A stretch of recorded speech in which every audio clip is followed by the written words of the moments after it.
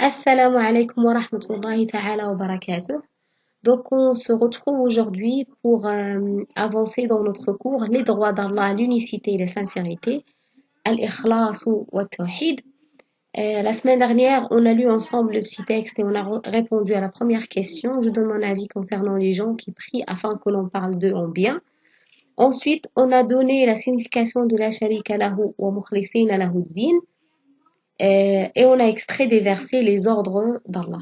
Maintenant, la troisième question est, j'extrais des versets les deux droits d'Allah. Donc, cette fois-là, on vous demande les droits d'Allah à travers les versets que vous voyez devant vous, que ce soit de sourate Al-Bayyina ou bien de sourate Al-An'am. Quand Allah subhanahu wa ta'ala dit, وَمَا أُمِرُوا إِلَّا لِيَعْبُدُوا اللَّهَ مُخْلِصِينَ لَهُ الدِّينَ. C'est quoi son droit ici? Et quand il dit, قل إن صلاتي ونسكي ومحياي ومماتي لله رب العالمين. C'est quoi son droit là encore? Donc là, la semaine dernière, je vous ai expliqué les deux versets. J'espère que vous vous rappelez déjà de l'explication. Donc je vous laisse réfléchir. Comme à chaque fois, moi je vous donne la réponse à la fin de cette séance. Donc dans la page suivante, on voit devant nous verset 56 de sourate Al-Dhariyat. وما خلقت الجن والإنس إلا ليعبدون. Allah subhanahu wa ta'ala يقول je n'ai créé les humains et les diables, les djinns, que pour qu'ils m'adorent. D'accord? Donc l'objectif c'est que toutes ces créatures-là doivent normalement adorer Allah subhanahu wa ta'ala. Surat Ghafir al-Aya verset 13. فادعوا الله مخلصين له الدين ولو كره الكافرون. Donc ud'u Allah, invoquez Allah, faites des invocations, mukhlisina lahu-d-din, avec sincérité, toujours l'ikhlas quand on fait une adoration. Donc la première question, j'extrais du premier verset la finalité de la création. Donc pourquoi Allah nous a créés. Ensuite, je trouve le lien entre l'invocation et la sincérité dans le deuxième verset. Donc quel lien trouvez-vous entre le fait d'invoquer Allah et le fait d'être sincère quand on l'invoque? Donc quel lien on peut trouver entre ces deux choses-là? Donc ensuite, je réponds aux questions. On a ici un hadith عن معاذ بن جبل عن معاذ بن جبل قال النبي صلى الله عليه وسلم يا معاذ أتدري ما حق الله على العباد. Le prophète m'a demandé à Mu'adh, il lui a dit, est-ce que tu sais quel est le droit d'Allah, حق الله على العباد. Mu'adh a répondu, Allah wa rasuluhu a'lam. Donc je ne sais pas, Allah et son prophète savent mieux que moi.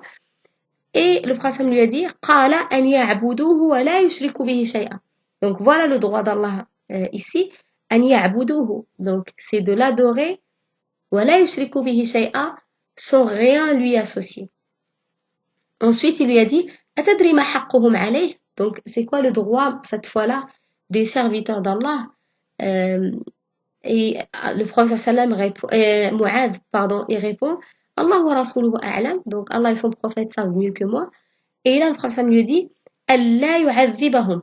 Donc le droit des serviteurs, Allah subhanahu wa ta'ala, il ne va pas les châtier. S'ils font ça, s'ils adorent Allah sans rien lui associer, leur droit, c'est que Allah subhanahu wa ta'ala, normalement, il ne va pas les châtier. Donc j'extrais du hadith le droit d'Allah. Donc quel est le droit d'Allah à travers ce hadith-là de Mu'adh? Pas tout ce qu'on a vu depuis le début, mais seulement ici dans le hadith de Mu'adh. Ensuite, quelles sont les conséquences de la préservation du droit d'Allah? Donc lorsqu'on préserve le droit d'Allah, qu'est-ce qu'on va obtenir par la suite? Donc moi je vous laisse réfléchir et on répondra tout de suite à ces questions. Donc là, vous voyez devant vous les réponses pour toutes les questions qu'on a posées durant cette séance.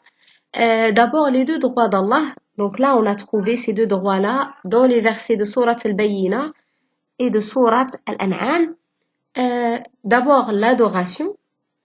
Et ensuite, l'adoration avec sincérité. C'est pas n'importe quelle adoration, mais elle doit être faite avec sincérité. Al-Ikhlas. Ensuite, la finalité de la création est l'adoration. On a dit وما خلقت الجن والإنس إلا ليعبدون. Donc l'adoration est la finalité de la création. Ensuite, le lien entre l'invocation et la sincérité. La sincérité est une condition pour que l'invocation soit exaucée. Donc sachez-le que une invocation qui n'est pas sincère, n'est pas faite pour Allah subhanahu wa ta'ala, euh, ne sera pas exaucée, ne sera pas acceptée, parce qu'il y a des invocations qui ne seront jamais exaucées, mais quand même, elles seront acceptées et on aura des récompenses, parce que le dua, c'est une adoration, même si ton invocation n'a pas été exaucée, ça reste une adoration. Donc, tu auras des récompenses pour cette adoration-là. Mais s'il n'est pas sincère, bah, tu n'auras pas la récompense. Ensuite, le droit d'Allah, donc à partir de hadith Mu'ad, quand il dit, quand le prophète lui dit, Atadri ma haqqullahi ala al-ibad, an ya'budu wa la yushriku bihi shay'a. Ensuite, il dit, Atadri wa ma haqquhum alayh, haqquhum an la yu'adhibahum. Donc, ce hadith-là, le droit d'Allah dans ce hadith-là, c'est le fait de l'adorer, adorer Allah sans rien lui associer. Ensuite, on a, quelles sont les conséquences, on a dit, de la préservation du droit d'Allah. Donc, quand je préserve les droits d'Allah, qu'est-ce que j'obtiens par la suite?